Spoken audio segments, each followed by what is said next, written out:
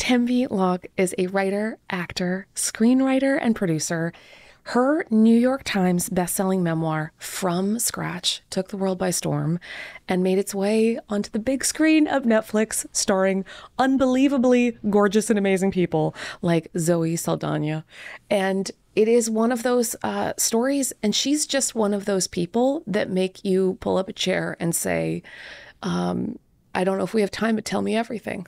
So, Tembi, oh my gosh, I feel so lucky to finally meet you. Kate, I feel likewise. And so I feel just truly grateful. I want to name it grateful, honored, joyous, excited, curious. So excited. That's so nice. You know, I've loved getting ready to be with you because every layer of your story feels like it's a truth we're trying to learn to live. So I wondered if we could start with baby Tembi. Sure, let's do like the sweet, that sweet maybe 18-year-old looking out at the world, expectations for what you thought maybe your life might be like. Yeah. Well, thank you for inviting her into the room. But that 18-year-old me is really a version of the 8-year-old me who like looked out the window. I grew up in Houston, Texas, to parents who were super hardworking, definitely, you know, boomers trying to just like get food on the table, latchkey, daycares, all the things.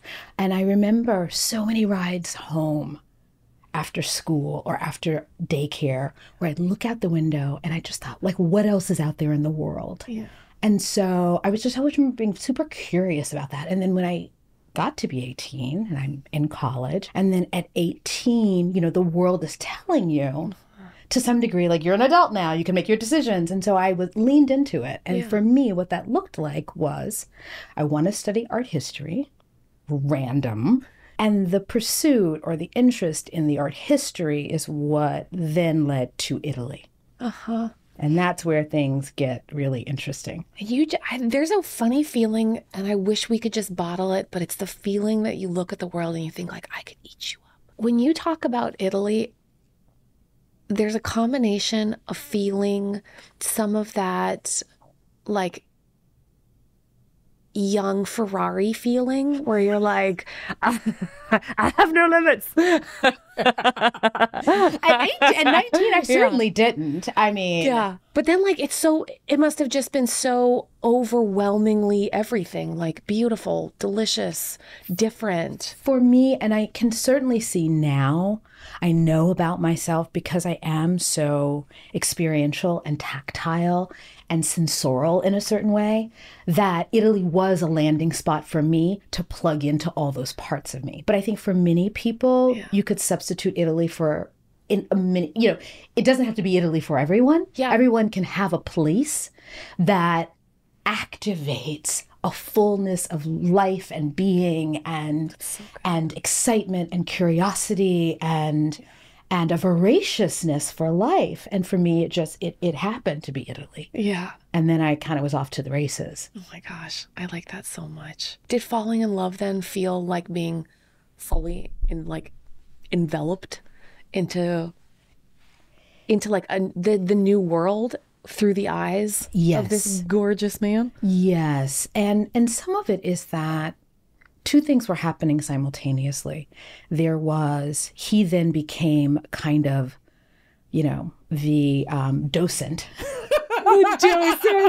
Right? Who's like walking me through Italy and like, you know, translating what I'm seeing and why it's this and he would tolerate every question I had. Right? Okay, and first describe him. Describe this gorgeous man. my and, you know, for listeners who will soon know from this conversation or who've read the book, or my late husband, Saro, and I love to say his name because it's inviting his energy in the room and you know, he's very much alive in my heart, but he was, you know, handsome and kind.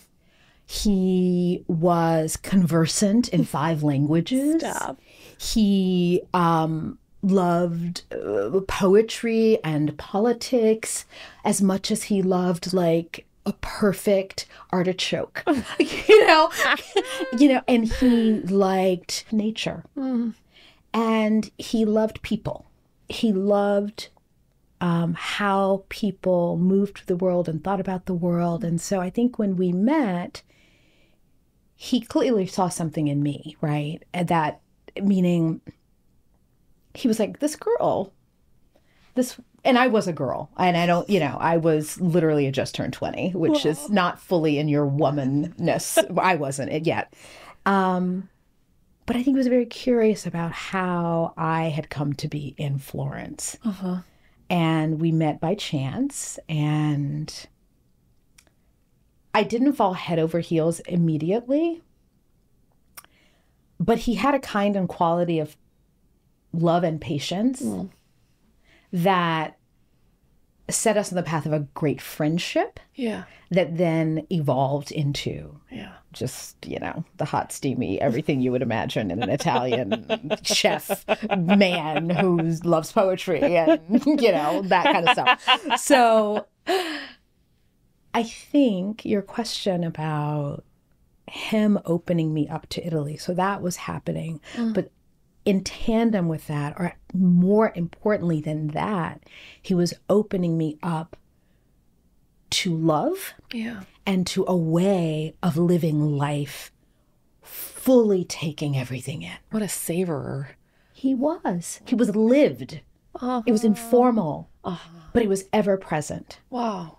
And it was kind of like how he was just hardwired. Yeah. So lucky me that the one person I bump into in Italy on a street corner is this person. Yes. Who's so attentive in his love. Yes. And he then inducted me into that. And you add to that, it seems like, this willingness to sacrifice early. Yes. Like you need to go back to the States? Okay. They have food. Oh, yeah, they have food. I'm going with you. But even, there was that sort of like clarity of like, I will make this work under any circumstances. So he came, so I after my time in Italy as an exchange student, I went back to school, graduated, and then it became about him coming and joining in the States into kind of a life and a dream that I had at that point of being an actor, which is also incredibly improbable. Right. So you're like, this is weirdly not a story about risk assessment. No, it's not, because it meant unraveling his life at 32 to leave a country that he lived in, was born in, to come to America, to basically start at zero. Yeah. And I'm the one person Yeah. And for people who say, this is a difficult thought for not us, but sometimes it's not that amazing to move to America. Sometimes other people's countries are great, and it would have been easier for them to be there, and it would have been lovely. Oh, it would have been absolutely easier for him to be there. But I think there was something in him also that was like, he was curious about what a life in America might look like. Yeah. And he felt a kind of possibility, like, what's happening over there? This place that created the blues. Yeah. This place that did the corn dog. Corn dog.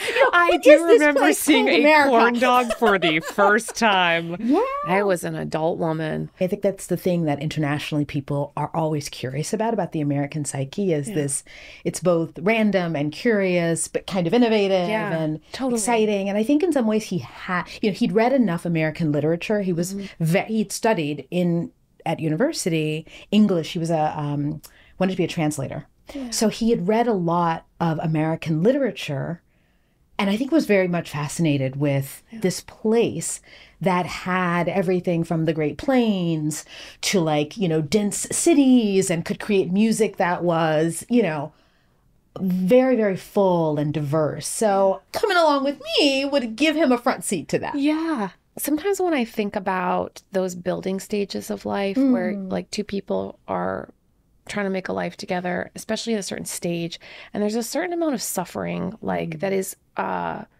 very gluey, and then you look back and then you get weirdly nostalgic about great dosage of suffering that you're like, oh my gosh, we're in these trenches together, and we both are kind of aspiring to something that's outside of these trenches. Yeah. And it more or less looks the same. We don't know enough yet about life to know all the stuff that's going to come our way. Yeah, that's We don't really know it yet. I think the both of us, we had that. We were in the trenches. We definitely had the futon on the sublet. Yeah. We sublet an apartment in LA at a certain point that had a parking spot with a pole that I kept hitting the pole. Yes. Right? Yes. And I remember just flat tires and hitting the pole. Yeah. Like I couldn't get in and out of that parking, and we had like no money, and he was like riding the bus and figuring out LA with one car and the futon and coupons, but we'll do it. Yes. Because we're moving towards something. We don't know what it is, but damn if it's not going to have a lot of promise to it. And I think earlier you asked me, like, 18-year-old Tembi looking out the window, I think I sort of knew that I had to be the architect of my own life, insofar as no one in my family had lived the exact kind of life that I wanted to live. Yeah. So I knew to some degree I was going to foundationally have to build it up. And I didn't know what that would look like. I didn't know what the quite tools were that I would need to build that house of the life that I wanted.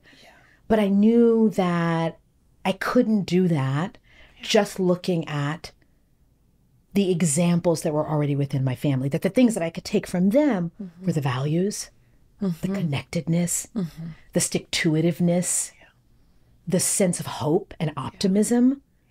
But they were teachers, lawyers, business people. And to some degree, they had constructed their own lives out of the Jim Crow South, out of, working class to maybe slightly more middle class. So they had done construction, right? But I was looking to construct a life of the arts and of pictures and painting and colors and feeling. What did that look like? A life of feeling? And so he came along with that vision. And there we were, like you said, I was like 23, 24 by the time he came to the States. And so he's mid-30s. And I'm in very much quarter life. And to some degree, he kind of was too, even though he was in his 30s, because he was starting over. So in all the optimism and on the futon with all the dreams of what could be and we wanted to be, there was a shadow. And the shadow in our relationship at that time was the fact that his parents did not approve of our union. So he came to the relationship with a fractured father-son relationship. He too wanted to lead a life of the mind, cook food, do all these things. And his dad, who was a farmer in Sicily, who had very limited education, and who really wanted to sort of his son to follow in his steps, could not wrap his mind around the choices that Saro had made long before Saro met me. So that when we announced that we were getting married, his father summarily said, "I have no son." I think it was easier for him to exile, to push out, to just say no, than to accept what he perceived would be a hurt by allowing this in, and what he said would fail. He thought it was predestined to fail. We were too different for it to work. 2 different languages, 2 different families. My people were divorced. I wasn't Catholic. It was all the things that were separate and unfamiliar. And so now I'm seeing really firsthand, I think I was sort of like poking at this bear of like, well, they'll eventually come to the wedding. Like they'll get over this and they'll come. Especially if we do it in Italy. Oh yeah, we'll bring it. We'll do it right there in their country. Well, they didn't. News to me. So then that was really like, oh, this is different. This is deeper than I could have imagined. But really more importantly than me, bigger than me, is I had to look and say, what is happening to him? And what is this costing him? And what will this cost our love and our relationship and going forward? And I could only turn my gaze away from that for so long before it really became clear that in order for us to be fully seen in our marriage, for me to fully see him and for the pain that he was carrying, the silent pain, I had to at least know them or go to his place of origin, which was Sicily. So all of my Italian experience had primarily been in Florence, where we met and fallen in love, but he was from Sicily, 2 really different places. And so I poked and I said, we need to go there. And if they say no, if they meet me, Yeah.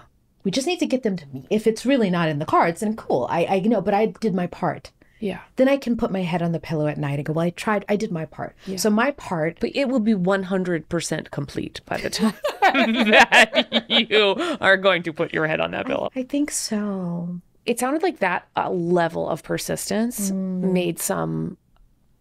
had some real early disappointments and then made some surprising gains. Yes, it did. And the surprising gain is that I developed a relationship with his family. Yeah. And what I saw was my partner gain a part of his life back. And damn if he wasn't fuller, more present, more alive as a human. And then as a consequence, as my partner, as my lover, as my friend, he had more life. And damn if that wasn't good for everybody. And so did his parents, by the way. Yeah. So net, woo, this is good. You know? Totally.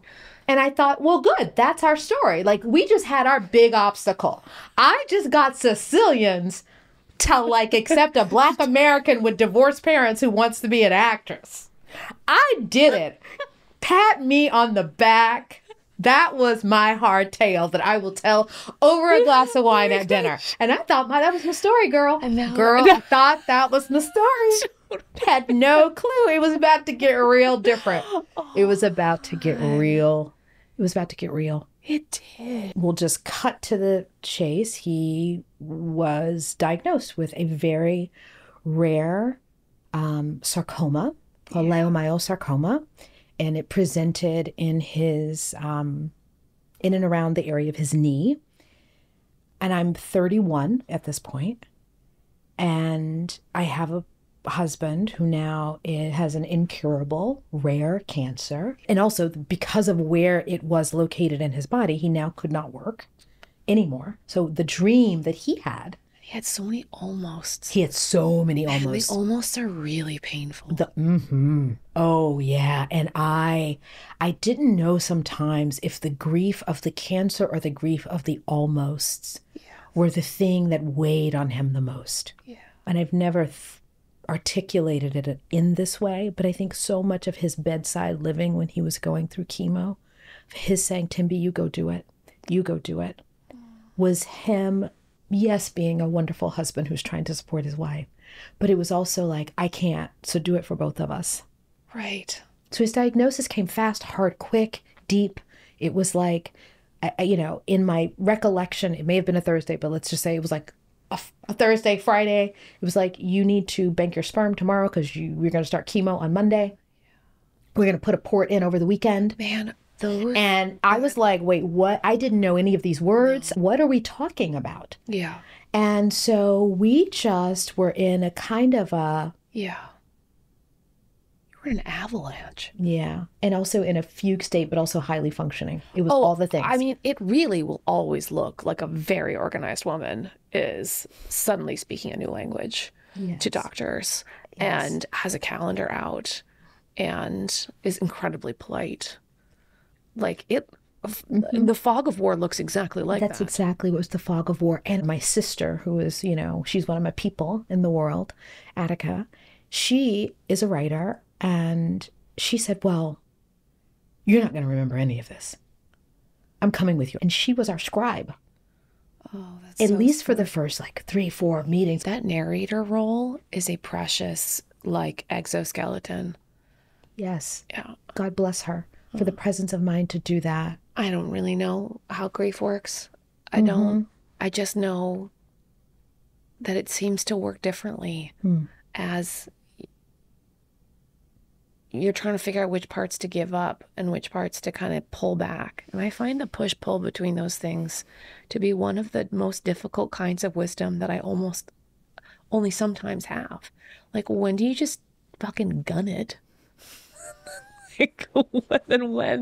When do you have to go into that softer space of acceptance and cherishing? And you were 10 years of that. 10 years. So I was his primary caregiver for 10 years. And I was the sole breadwinner, and we became parents during that time. And I was still trying to be an actress. So I was gunning it. And I think what I now know about myself is that I gun it until collapse. Yeah. And in the collapse comes the reflection that then galvanizes me to go back into the... Am I speaking? Yes. So Yes. I this is picture a dead sprint, like what looks like someone passing out who's actually just immediately regaining strength and then runs to dead tilt. I had other people in my life over that decade Yeah. who were caretakers to me, who would tap me on the shoulder, or who might collectively all gather around a campfire and go, she needs something. She probably should have. We can't. What can we? And they did all that, and then they would elect one of them to come and tap me on the shoulder and The be ambassador. like, okay, we've decided, and we've taken all the decision points away, which means it's already booked. You will go. Somebody's picking you up, and like they had to do that with me. Yeah. Because the other thing that happened for me as a caregiver was and it's very common, I felt I had to be there every second, because if I didn't, that it would all fall apart. Now, some of that, I came to caregiving because I'd had a childhood where I tried to always be hypervigilant and hold things together. Yeah. But some of it was I would look into his eyes and I thought, I can't leave him alone. I can't leave him alone. Oh, Lovey. I mean, I'll tell you something funny. He said to me in hospice 2-3 days before his passing, he looked up, he looked around the room. There was a hospice nurse. A friend had stopped by. Someone else was playing the guitar. My parents were there. Our daughter was there. And a few people left the room, and he said, come sit. And I sat next to him, and he said, I think you've overbooked.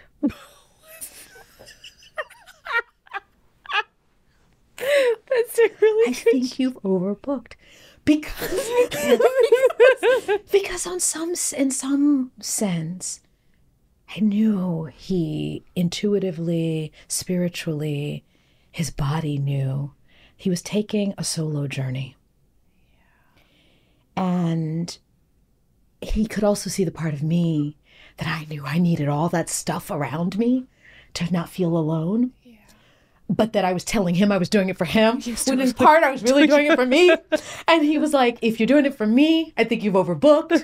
But if you're doing it for you, I co-sign.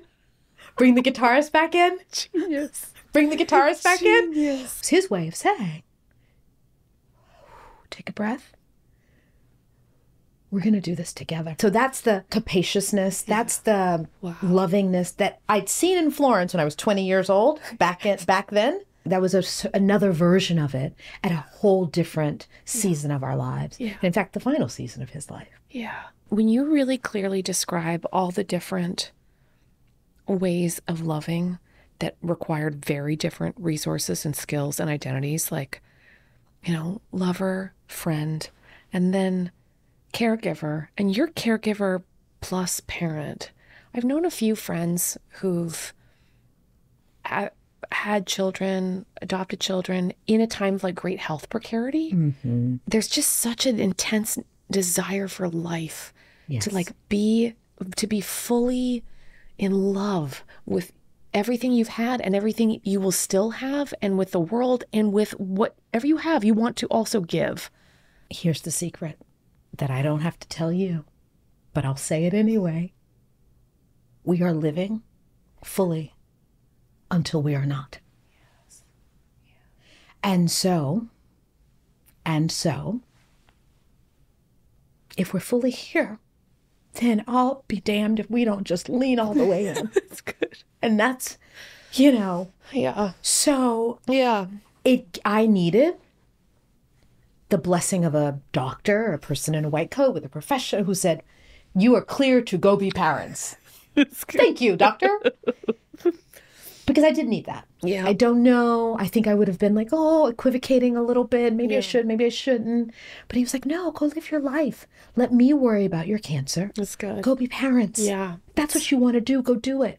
It's to try to let your fear not outpace your love. Jeez Louise. It's a tug and pull. And I now say that the fear is a confirmation of the life. Yeah. Meaning, I'm so afraid. Yeah. because I want to live so fully. That's why I'm afraid. And so to give into the fear would be to submit to the not living. So I guess I'm doing the thing that I'm scared of doing, but I'm going to do it. That's so much better than just saying like, oh, I feel anxiety, as if the bad feeling is like the pathological, as opposed to just the sign that says you're moving in such a good direction. Moving in such a good direction. And certainly on the other side of 10 years of caregiving, being a parent and losing my husband, I was like, well, I've seen how this all ends. So there's not a lot that I'm afraid of. Mm-hmm. Yeah. I mean, there's things that scare me, but there's not a lot that will paralyze me into not living, as I say now, for the both of us. You know, I today, as I sit here with you, yesterday was Saro's birthday. I am now, every day that I have now, I'm living past the age he was when he passed. So I know I'm seeing the world that he never got to see. Wow.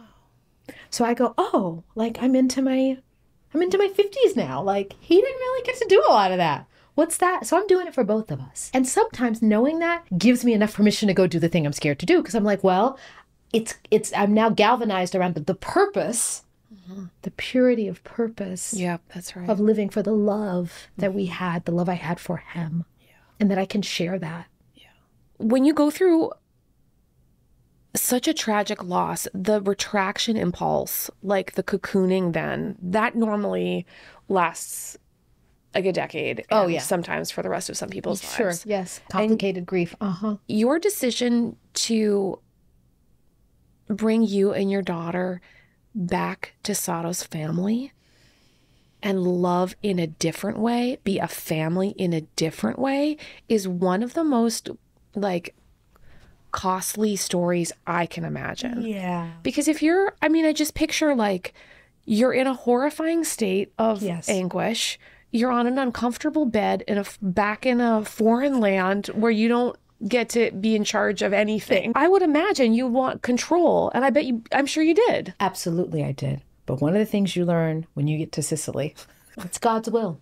There's a kind of surrender to the day-to-day. There's this sense of, and particularly if you're also a farmer, and Saro's family came from agrarian time, so you understand you're living in concert with the land, and it's seasonal, and it might rain or it might not rain. Or locusts might come through or not come through. So therefore, we do what we can do, but we live at the edge of surrender, always. Now, what we do in response to that is to like lean in, or do we double down and get harder? Do we, whatever that is. But going to Sicily, you asked about the choice to go to Sicily. One was, strangely, it felt like in my grief, it felt like the most emotionally logical thing to do in a certain sense, because I knew I could get closer to him. I felt like I would have a piece of Saro back if I went there. Now, in going back there, in having a piece of him, what would come with that was also the deep, deep grief and uncertainty. And like, could I make family with his mother? Could we still be a family? Did she really love me? Or had I only been there as the companion to her son? And now that her son was gone, like, well, okay, to her, who cares? Yeah. But selfishly for me, grief-wise, I wanted to see baby pictures of him. I wanted to like eat the food at the hand of the woman who birthed him and raised him and taught him how to cook. Like that would get me closer to him. So it was a combo platter of complex and contradictory motivations, which led me there. And every moment I was there, I was asking, why the fuck am I here? I need to get out of here. This was dumb. This was dumb. And then there'd be like a moment of grace where I'd be like, wow, I know why I'm here. The small resentments that accumulate over living in somebody else's world. I really wanted to ask how did you manage the pettiness that happens, like giant eye rolls and long walks? 100%. I took long walks. I journaled extensively. I had to write it down because I had no one to talk to. I couldn't talk to my 7-year-old kid. Yeah. She was a child. Yeah. I couldn't talk to my mother-in-law because we were in it all together. There was no one else in town. And I remember she tried to buddy me up with another widow in town who was young, whose husband had died of a sudden aneurysm in their living room. Okay. This is so Sicilian. You're like, yeah, You are young widow. you are the same. You go talk to other young widow and come back before dinner. And by the way, the obligatory, like, if your mother-in-law in a small town says, I've made an appointment for you across town to go talk to the other widow, you're not going to be like, I'm not going. Ooh. So I went, and I remember we sat there, this woman and I, we both were like, why are we here? And we just sat over espresso and we talked a little bit about our spouses, but mostly about raising kids and what we were trying to do for our children in the absence of their fathers. Mm. And I felt like, even though I resented having been sent to go talk to this widow, there wasn't wisdom in it. Because my mother-in-law was like, she was like speed dating me. The heavy-handedness. Oh, it's beautiful. It's like so, it's blunt force. Yeah. And it's good. And it's like, there's no nuance to it. No. It's just like, she has dead husband, you have dead husband, go talk. Immediately. And don't come back until dinner. But it worked. And, you know, we connected like, you know, so I think for like subsequent summers, this woman's parents and my mother-in-law preordained the date for us. So each summer, just before the town feast, we would meet up and we would have our obligatory coffee. We would check in. I'd hear about how her year had gone with her son. Yeah. I would say how my year had gone with my daughter. We didn't text. We didn't get on WhatsApp with each other. We didn't seek each other out. It was like, well, the elders in town told us we're supposed to talk, so we talked. I think this is from Thomas Lynch, is this amazing mortician poet who I'm obsessed with. And he talks about these roles that we end up playing, like, especially in smaller towns. And he's like, we like make fun of them, or we love them, or we hate them, and we're like old Joe and whatever, and then we become them. And the feeling of playing your part and being put in a part is so awkward, and yet it can have a real satisfaction to it. Yes, because you feel of use. Yeah. She was trying in her own way to help me. Yeah. She had limited language, resources. She never left her town. She did not drive. She did not wear pants. She'd never been to a movie theater. Once in her life, she was in an elevator, and she'd never been on an escalator. But what she could do was make an appointment 3 streets away for me to talk to another widow. Lovely. And she did. Yeah. And she felt useful because she thought maybe she'll get something out of it that helps her when she goes back to that big city in America called Los Angeles. And I know she's living alone, in a house alone, on a street where she's not friends with her neighbors. I mean, not that I'm unfriendly with them, but I live I'm not, we don't have the same community in a big city compared to a small Sicilian town where everybody's having coffee together on the same street. Yeah. And they're giving vegetables back and forth. It's just a whole, we don't do that in America in the same way, right? She was trying to give me the things she could give me. That was her role. Yeah. She felt it was also her role as the mother of her, son's widow. She wanted to do it for her granddaughter. So she was like, I can make you food every day. I can do your laundry. I can listen. I can make you coffee. We can cry together. Yeah. I'll tell you when to stop crying, which she did. She did? 100%. She was like, now enough. Now enough. Some of it was her own boundary setting. Like, I can't take anymore. Can we stop, please? Yeah. And some of it was, and we need to think about life. So let's not over-index in just the sadness, which is a strange thing that you think like an old Sicilian woman would say. But she had enough lived experience to know you got to have the balance. Yeah. And she was one of the people who taught me, like, after every good cry, go look at the sun. Go take a walk. Like, mix it up. Yeah. Balance it out. She also was like, do not go out of the house with a wet head. Stop. Do not let the wind hit your neck at 5 o'clock because you will get a stiff neck and then you'll be in bed for 2 weeks. So she had lots of wisdom. For people who are struggling with, they've lost something and they can't get it back, and they're just missing pieces everywhere. Do you have any advice around, like, trying to make more of what you have? I think some of how I've come to that is I think there is something in me, innate perhaps, which is always seeking wholeness, which sounds like a big thing, but I'm always trying to seek a kind of a fullness, right? Yeah. And another part of it is that I am very curious about the missing thing. Yeah. And I think that the way to acknowledge the missing thing is actually to run my fingers over the empty space. And I run my fingers over the empty space. Yeah. And in doing that, eventually, with time, I start to feel like what might feel honoring or nice in its place. It's like the flower that comes up through the crack. Yeah. Something is trying to find its way through. And I think I've just accepted, and maybe illness taught me that. Maybe Saro taught me that. Maybe grief has taught me that. That missing thing is not going to not be missing. It's going to stay missing. Yeah. So let's just start there. Yeah. Me avoiding it isn't going to change that fact. I had to tell the story over. And that's part of writing the book, was I had to tell the story, even to myself, to acknowledge the missing piece. Yeah. I had to tell the story of Saro and I, to acknowledge on a different level his goneness and also his presence. And so I don't know if this is answering your question. It's not an easy answer, because the answer is I go toward the missing thing. Yeah.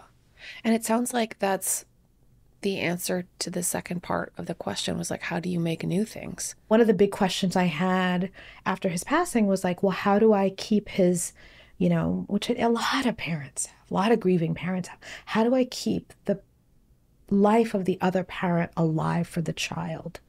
And just that question, which meant I had to lean into the missing and then stand in it and then ask questions. Like, what does she need? What do I need? What would this look like? How would and answers would emerge. Like, okay, well, we'll bring balloons to the gravesite. We did a picnic this year and we played music. We played his playlist and we did a picnic. But I could only do that because I went into the emptiness and said, okay, well, what would feel good for her? We talk about it a little bit.